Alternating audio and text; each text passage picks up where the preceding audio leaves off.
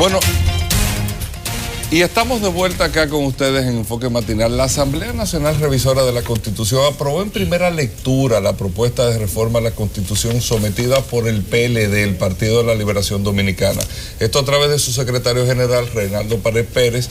Y tenemos esta historia, como nos cuenta Yarilis Calcaño, donde esta propuesta fue aprobada por 183 votos a favor, solo 32 en contra. Vamos a verla y luego venimos con la diputada Guadalupe Valdés.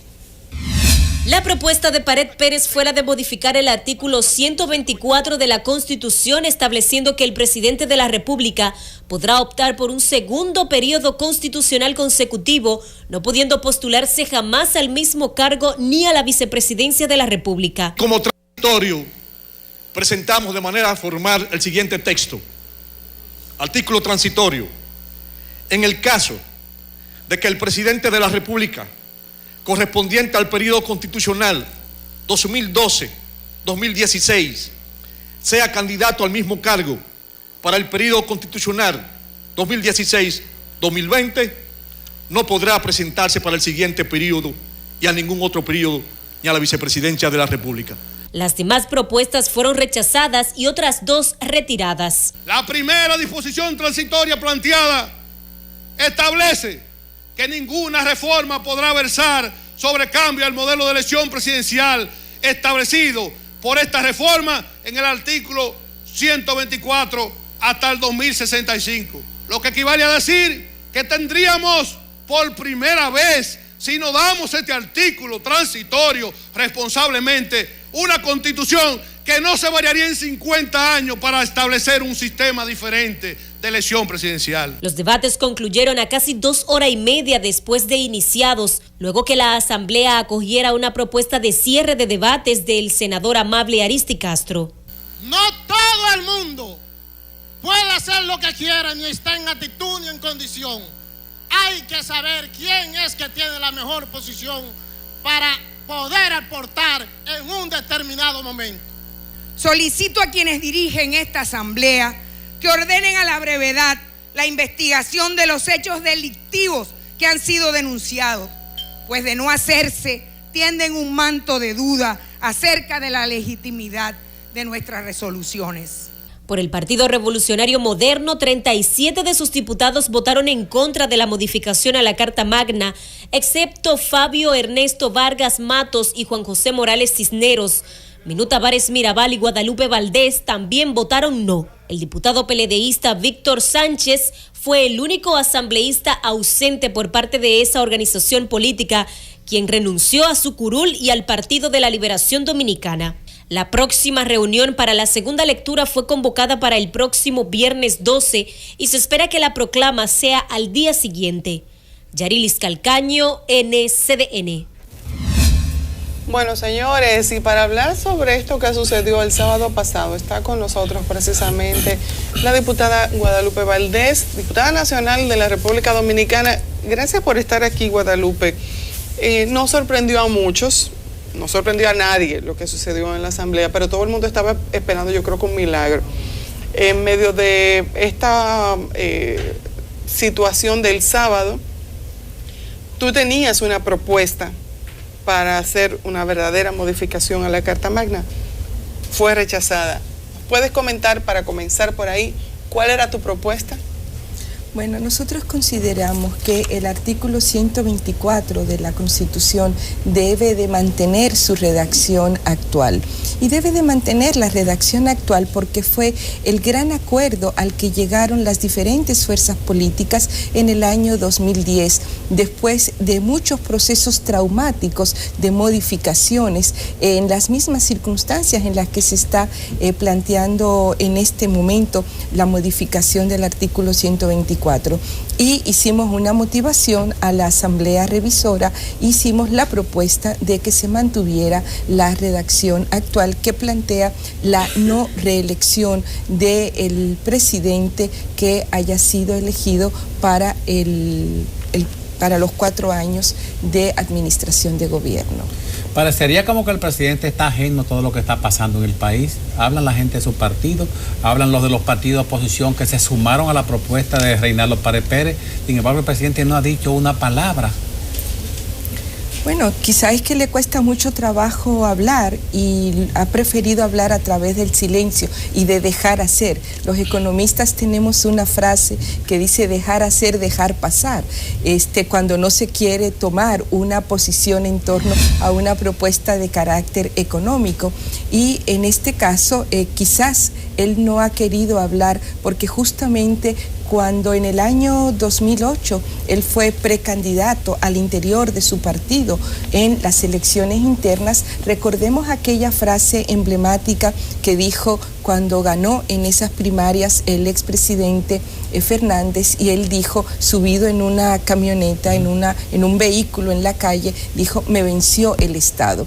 Y justamente es por esa razón que nos oponemos a la modificación del artículo 124 en estas condiciones, porque las reelecciones generan un mal que es el cáncer de la política en nuestro país, y es el uso de los recursos públicos para beneficio de el que está en el ejercicio de la función pública. Diputada, la diputada Minú Tavares calificaba el hecho del sábado como un crimen, que era lo que se estaba cometiendo ahí en la Asamblea. ¿Cómo usted lo cataloga, lo que pasó el pasado sábado, este proceso? Bueno, nosotros hemos señalado y lo planteamos en el documento que entregamos en la Asamblea Revisora, que las decisiones que se están tomando pueden ser legales porque se dice y se está tratando de cumplir con lo establecido en los procedimientos, en el reglamento de la Asamblea Revisora, de la reunión de las dos cámaras, en este caso de la Asamblea Revisora, porque se está cumpliendo formalmente con lo que establece la Constitución de la República. Pero este proceso que estamos llevando no es legítimo por la forma atropellada como se está llevando a cabo, no es legítimo porque no es verdad, no es la decisión del pueblo de modificar su constitución para permitir la reelección presidencial, no es legítimo porque no estamos haciendo una modificación a la constitución de manera integral que resuelva los temas de derechos que o no están planteados en la Constitución o hay una redacción inconclusa. Yo le decía el otro día a varias personas que parecería ser que en la República Dominicana vamos a ser el primer país en el cual tengamos que elaborar un manual de interpretación de la Constitución de la República, porque en todos estos años, yo llevo 5 años como legisladora, en los momentos cruciales de decisiones fundamentales, de leyes fundamentales para la República Dominicana, siempre estamos interpretando si es orgánica o no es orgánica, si requiere mayoría absoluta o no la requiere. O sea, es realmente triste que después de haber dedicado tanto esfuerzo en el año 2010 para tener esa constitución, cada día tenemos que interpretarla y depende de la escuela de la cual esté el abogado constitucionalista o cualquier ciudadano, los medios de comunicación, cada uno tiene una interpretación distinta a los artículos de la misma, lo que quiere decir que ese es el tema que tenemos que resolver en la República Dominicana. La Constitución tiene que tener una redacción tal que permita que todos tengamos la misma lectura del documento, del texto constitucional, pero también que todos la cumplamos de la misma manera y para todos. El tema de la compra de votos fue, yo creo que el tema que más se comentó en medio de todo este proceso, que todavía se sigue comentando, el proceso todavía no ha termina tan rápido como en una semana. Yo creo que pocas veces se ha modificado la Constitución tan rápido y ha involucrado tantas negociaciones como lo ha hecho ahora. En ese sentido, usted hablaba de la pérdida de legitimidad de los congresistas para aprobar esta ley, pero ¿cómo queda vista esa legitimidad en el funcionamiento diario del Congreso de la República? Realmente cualquier ley que emane de ese Congreso quedaría siendo ilegítima. Bueno, es que el tema de la compra de votos, de la compra de voluntades, de la compra de conciencia, es algo que ha salido incluso desde el propio Congreso. Si vemos, por ejemplo, lo que circuló en las redes después de la reunión del comité político del 19 de abril, vemos como muchos legisladores señalaban en sus Twitter, en sus Facebook: yo no vendo mi voto. O sea, quiere decir, o a mí no me compran. Lo que quiere decir que cuando un legislador señala eso es porque en esa ocasión no vendía su voto, pero deja la duda de que en otras ocasiones sí puede vender su voto, o de que en el Congreso de la República se venden y se compran las decisiones para las leyes. Entonces, ha sido el propio Congreso, los propios congresistas, los que han dado pie a esta situación tan triste y tan grave para el primer poder del Estado, porque ya nosotros éramos, según las últimas encuestas que se han hecho en el Latinobarómetro, en la encuesta de cultura política que se ha hecho tradicionalmente en la República Dominicana, el espacio más desacreditado de la República Dominicana, conjuntamente con los partidos políticos. Ahora, ¿quiénes van al Congreso como está establecida la ley? Son los militantes de los partidos políticos. Entonces, son las dos instituciones con mayor nivel de descreimiento, de falta de legitimidad, de falta de confianza en la República Dominicana. Y eso llevará mucho tiempo volver a tener un Congreso en el cual se pueda creer y se pueda pensar que legisla para el bien común y no para intereses particulares. En pocas ocasiones la corrupción deja rastro, deja un cheque, un documento que pueda ser probado.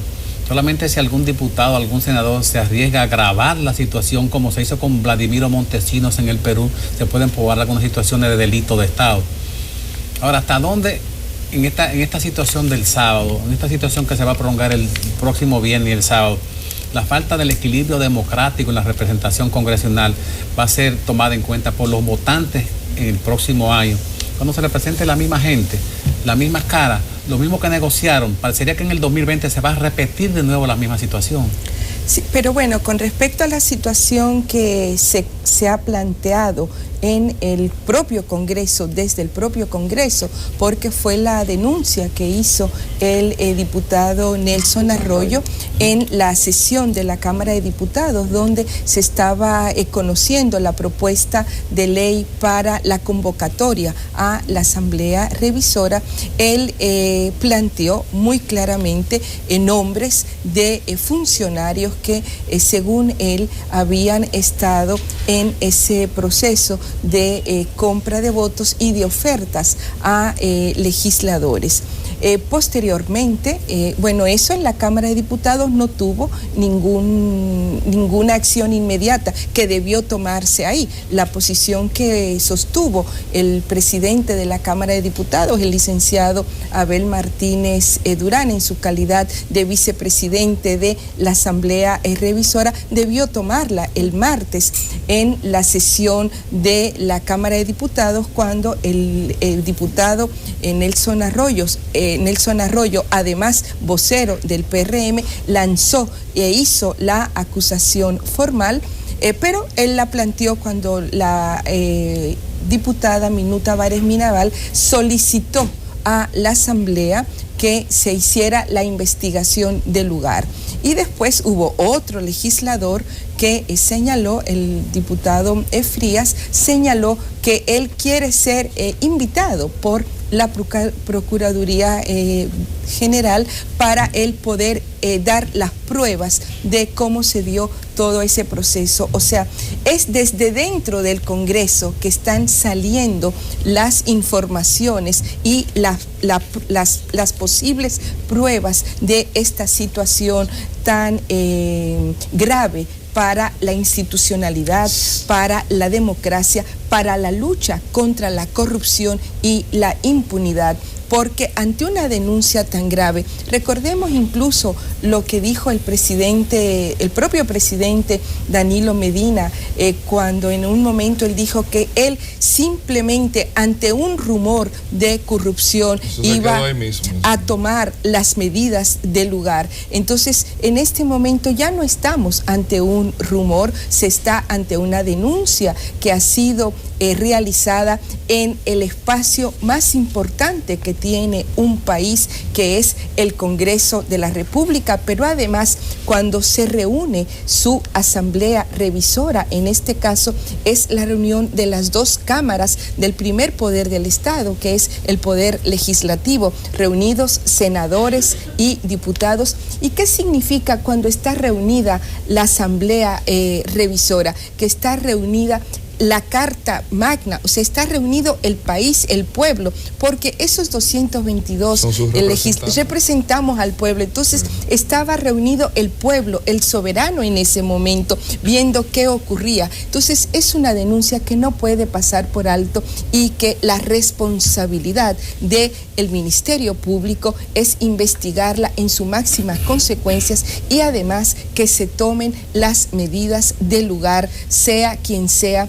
el responsable o el culpable. Tan culpable es el que oferta como el que recibe. Claro, en lo del rumor público, eso se quedó ahí mismo, porque aquí parece que habrá que buscar bocinas grandes para tratar de llamar la atención con las acusaciones y con tantas cosas que se han hecho durante este periodo. Antes de irnos a la... No hay más bocina que la reunión de la Asamblea. No, pero parece que esa no suena. No, pero además de eso, ¿tú te imaginas al presidente de la República sometiendo por rumor público ante la Procuraduría General de la República a los dos más cercanos colaboradores de su gobierno, que son quienes han estado involucrados? Fue el que lo dijo. Diputada, antes de irnos a la pausa y para no perder este tema, ¿usted recibió alguna llamada, tiene algún tipo de prueba de que eso se estuvo dando en la Cámara? No, yo nunca he recibido una llamada de este tipo. A mí nadie nunca me ha hecho ninguna propuesta y yo creo que eso tiene que ver con lo que han sido mis posiciones, las cuales siempre han sido transparentes, han sido abiertas, han sido claras al interior del Congreso de la República, de los diferentes bloques, pero fundamentalmente abierta y transparente al pueblo dominicano. ¿Pero se da eso en la Cámara? Bueno, las denuncias están ahí. Porque se está dando. Bueno, Frías no tiene que esperar que el procurador lo llame. Él puede acudir a la Procuraduría General de la República con las pruebas. Que eso es lo que a mí me da cosa del Congreso. Señores, vamos a ir a una pequeña pausa, pero al regreso continuamos con esta interesante conversación con doña Guadalupe Valdés. No se muevan. Estamos en conversación con la diputada nacional Guadalupe Valdés y hablábamos sobre estas denuncias de corrupción que se han hecho en el Congreso a partir ahora de la modificación a la Constitución de la República. Cuando estaba usted conversando respecto a que se debió actuar ante las denuncias, o el presidente de la Cámara de Diputados debió actuar ante las denuncias que se hicieron la semana pasada, en esa reunión o ese debate para posibilitar o para sancionar la ley que convoca la Asamblea Revisora, se debió actuar el presidente de la Cámara ante esas denuncias de corrupción que se estaban dando y de compra de votos. ¿Cuál es el procedimiento para poder evaluar en el Comité de Ética de la Cámara de Diputados lo que está sucediendo en una situación determinada como la que estamos viendo ahora? Bueno, se convoca al comité de ética, o sea, no es de disciplina, porque en este caso no ha habido ninguna acción que invite a o que haya que llevar al comité de disciplina a ninguno de los legisladores que han hecho las denuncias en el Pleno, porque eso le faculta su investidura legislativa, además de que lo han hecho en el espacio que le corresponde, que es el Congreso, y en una sesión. No fue hecha la denuncia a través de un medio de comunicación, que también tienen derecho a realizarlo, sino que fue hecha en el propio hemiciclo, en una sesión ordinaria de la Cámara de Diputados. En ese sentido, lo que debió hacerse inmediatamente, no esperar a la reunión de la Asamblea Revisora, sino que inmediatamente el presidente de la Cámara de Diputados, ante esta denuncia denuncia tan grave del diputado Nelson Arroyo, debió convocar inmediatamente al Comité de Ética de la Cámara de Diputados para que iniciara justamente la investigación. ¿Qué es lo que hace la Comisión de Ética?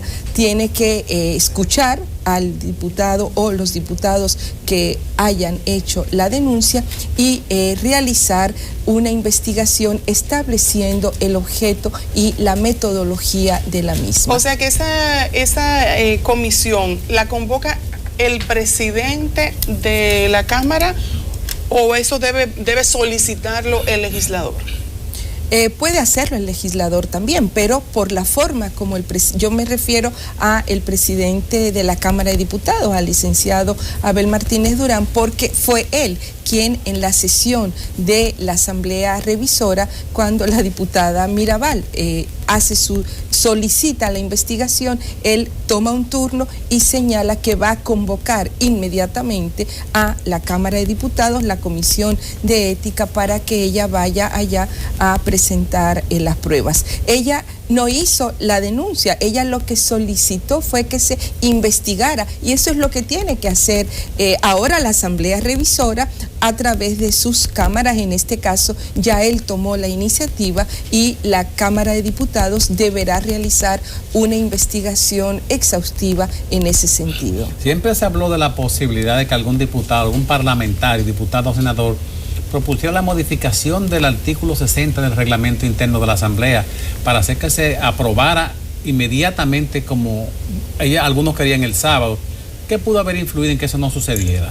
El propio reglamento. O sea, lo que pasa es que hay una celeridad, y ya nosotros lo habíamos planteado, que no entendemos por qué la prisa, porque es como si estuviéramos en un momento extraordinario, en un momento de alguna situación. De una catástrofe nacional que hay que hacer. Una emergencia o un estado tal de excepción que implicara esta celeridad por parte de los actores que están queriendo modificar la Constitución de la República para modificar el tema de reintroducir la reelección presidencial, y esto circuló el día anterior, porque es que justamente se quieren hacer las cosas de manera tan acelerada que a veces no nos tomamos el tiempo para revisar los reglamentos, la propia institucionalidad, y por eso violamos muchas veces lo que establece y la propia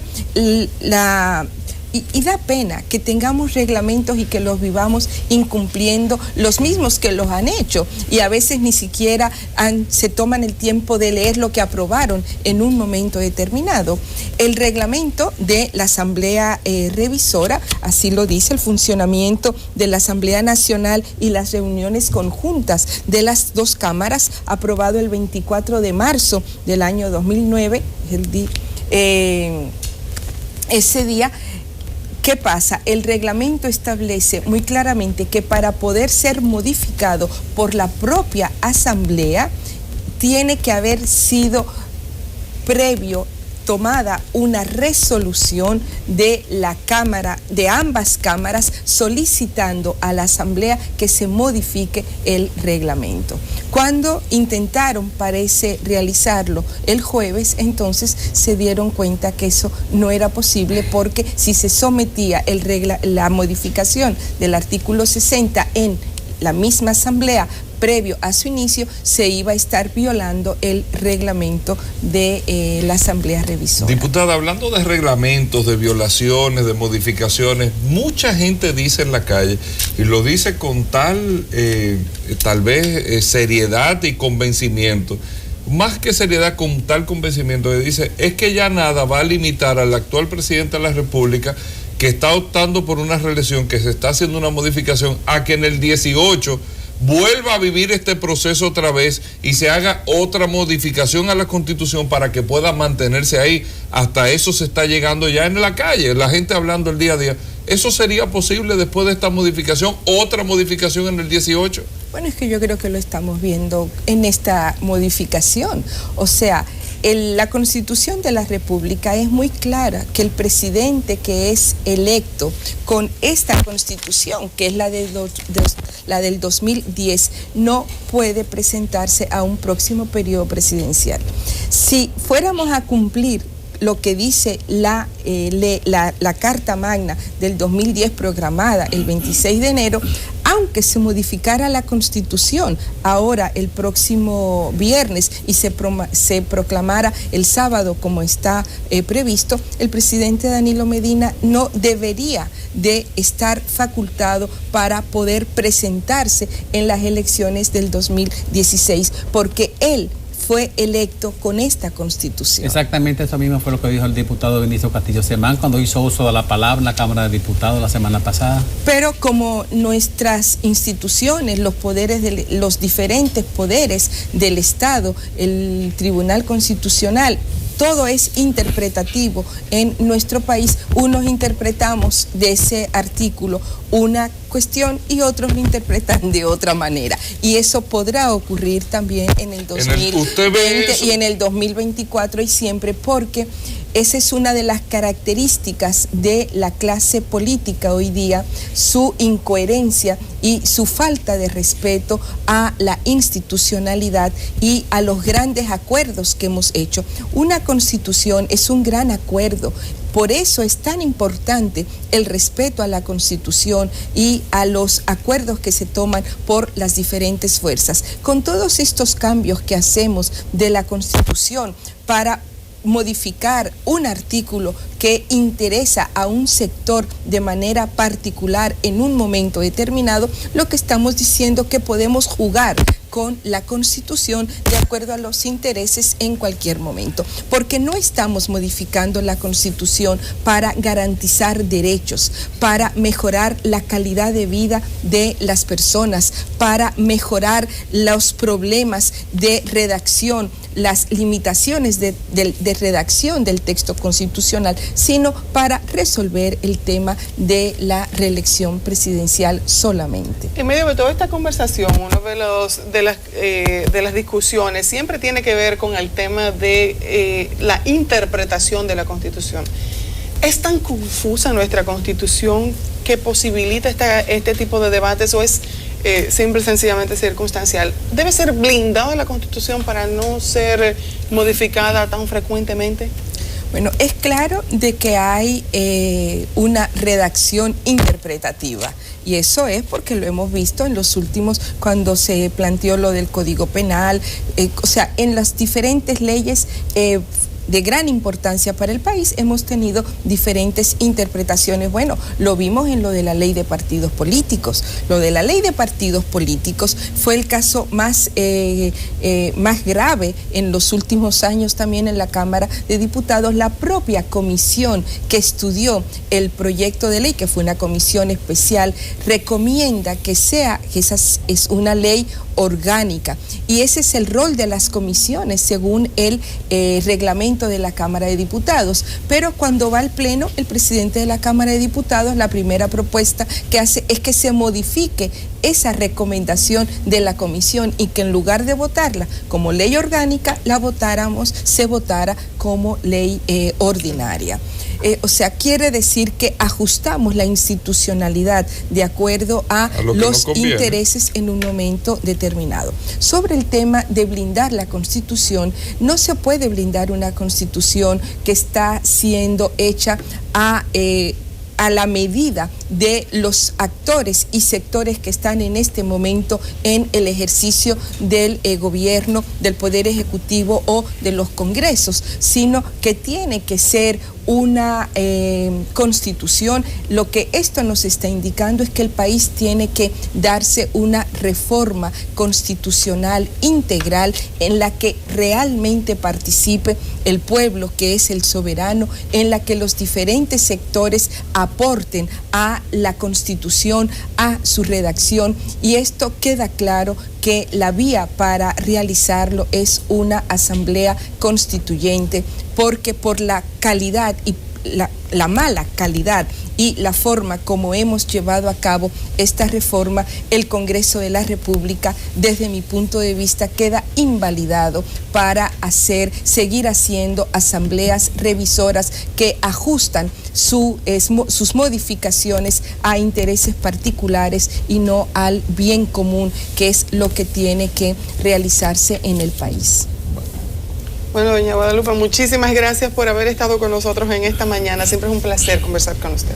Muchísimas gracias a ustedes. Gracias. Vamos ahora a una pequeña pausa y enseguida volvemos. No se muevan.